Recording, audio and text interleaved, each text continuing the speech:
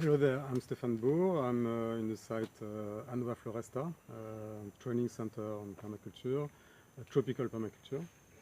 Today I will talk about chop and drop. Chop and drop is a technique used to rebuild the soil. Quite simple technique, which consists in taking this called support trees, the trees which are supporting the ecosystem. Usually they are leguminous, meaning the symbiosis with bacteria which are fixing nitrogen. This is a good example, Inga edulis.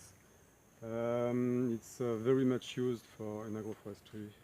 It was used as well in the past for coffee, etc. So the idea of chop and drop, what is it? Is that you just cut the branches. Usually you use very sharp machete, and you chop it, you make small pieces, and you just throw it in the soil. The idea is that you should be really put everything on the soil, close to the soil, so that the fungus can access it and start the decomposition process and creating mulch and creating humus and rebuilding the soil. So it's really for regeneration of the soil, for let's say boosting the forest and the fertility. There are two factors to consider which are very important in chop and drop. The first factor is that 80% of the nutrients in the trees are located in the branches, which are between 1 centimeter and 5 centimeters diameter. It's logical, and the nutrients are on the periphery of the stems, on the trunk, and so if you have a branch like that, the density of nutrient is very high because it's under the bark, and there is a lot of nutrient compared to the volume of the branch. So when you do this chop and drop and you put on the soil, you have a lot of nutrients going with the branches. So that the microorganisms will love it. There is a lot of nitrogen, and still green, so nitrogen. So the microorganism will love that kind of material. The second factor, which is as well very important to consider, is that in the process of a tree losing its leaves, a natural process, deciduous trees, when they lose their leaves, what's happening is that all the nutrients which are on the leaves come back to the branches. Then the leaves is falling, and the branches has the energy to grow new leaves. It's a natural process. So you can consider that the leaves which are going on the floor on the natural process do not have a lot of nutrients. So when you try to do composting with these leaves, for example, if you do just like a pile of leaves, it will take a long time before to do it. It will be cold composting. There would not be a fast degradation. Microorganisms will take time to process that, and usually the nitrogen, which is part of this process of degradation, is more nitrogen which is taken from the nitrogen cycle with microorganisms, etc., etc. So, but in this case, when you put leaves on the soil which are freshly cut like this, they are full of nutrients. So that's important to consider. That's why this leaf will be really rich for the soil. The point of this video is not to talk about chop and drop, because it's quite simple. You saw the process. You can find video about that. The point is more to propose an alternative to chop and drop using these two factors, which are using the branches and the leaves as a very rich nutrient. So I will show the next steps, what I intend to do. The idea is that once I have chopped branches, I will not, when I've cut the branches, I will not chop them. I will let the branches quite big on the floor. I will wait 2-3 weeks, time for the leaves to detach from the branch, and then I will separate. It's very easy. You just take the branches. I will use the branches as wood for the stove and to cook, to make biochar, to make charcoal biochar, and I will use the leaves for composting, and you will see how it's happening.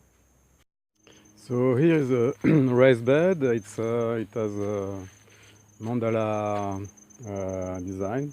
It's a lot of beneficial factors in this kind of design. But to go to the point is that it's surrounded by trees, and these trees, okay, take the space. And what I want to do is that I want to give some light for the vegetable to grow.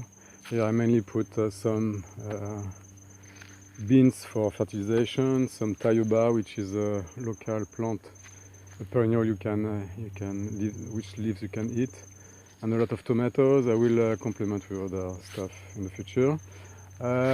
It's winter, meaning that the sun is on this side here in this case. So what I did, I opened in the direction of the sun, because it's winter, so the sun is not so strong, there are a lot of clouds. And what will happen is that when the summer will come, the sun will go a course which is totally on the other way, on the side of the vertical. So I open really on this part, which is a bit direction of the sun, meaning that when the summer will come with a strong sun, because we are in the tropics, the vegetables will be protected from the harsh aggression of the sun, and will be more diffused. So what I did, here it was Acacia mangium, it's leguminous. Here was cashew.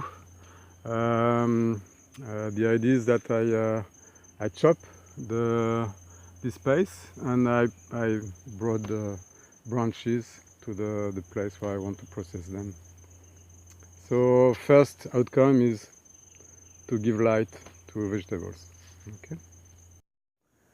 They have not followed the usual process where the nutrients go back to the branches, but they are full of nutrients, meaning that what I will do, I will I cut these branches to open small area to get more light, more sun for the raised bed.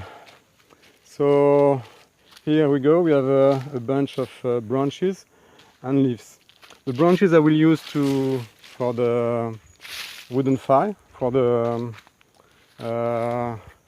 stove, because I cook with it, and as well I produce charcoal for making biochar. And the idea is to make pile of compost, will be future compost with these leaves, and these leaves are incredibly rich, so they will ferment very quickly. It will be between hot composting and cold composting. It will there is not enough maybe nitrogen to really go for hot composting, although the structure of these leaves, which is interesting with Acacia mangium, are quite strong, meaning that when I do a pile, there will be a lot of cavities and it will help oxygenation. So the speed of decomposition, of fermentation and compost building will be quite quick. And after, what I can do, I can monitor this pile for the composting, either with urine or with some grass. I don't have grass clipping, but I have some anapier, which is a giant grass, and I can put some green stuff to help for inoculum of bacteria. I will show the pile now. By the way, you can see how rich they are, the nutrient, because these leaves start really quickly to be used by actinomycete to decompose as a nutrient. So you see it's a mix of green, brown, and a lot of actinomycete developing already. So it means that a lot of nutrient. And it's very humid. It's humid season right now, so it's very humid. So decomposition is very quick, and we are in the tropics. when you do the pile of the branches, after you remove like this, and you need at least 3 weeks for the leaves to fall out from the branches. So here is the pile. I'm putting all the leaves there. I put plastic on the bottom because there are trees around. It's protected from the sun, and if you don't put plastic, the roots of the trees will immediately come there and start to suck everything. They are really powerful. So it's to avoid that. And this system of is really great because there are many advantages. It's easy to do.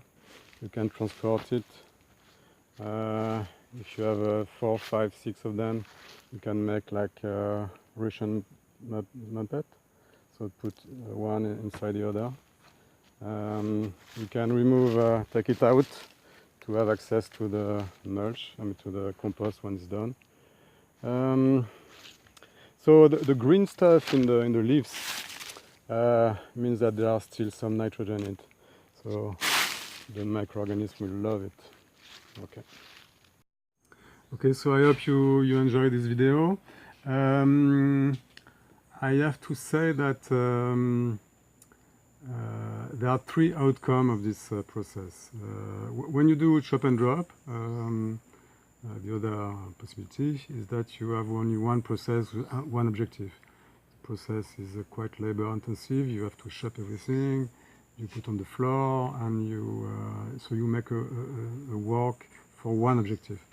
I would say that chop and drop is good when you are in the first stage of reforestation, when you really want to build the soil. But once you go on the second step, which is once you have a start of a forest and the trees are working for you and the root system are developing and the microorganisms are quite happy with all the leaves which are falling on the soil, you don't need so much about chop and drop.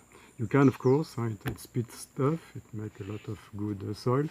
But when you are more in the process of making a raised bed, you want to start to grow annuals and not so much perennials, then you need some compost. And to make compost, either you have chicken, animals, or you have to have a source of nitrogen, or you have grass clipping, etc. So it's not so easy, and this technique, alternative to chop and drop, is more for a second stage when you want to produce compost.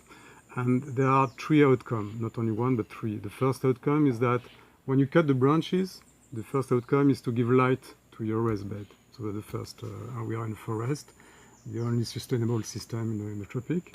So if we want to grow vegetables, we need to have some light.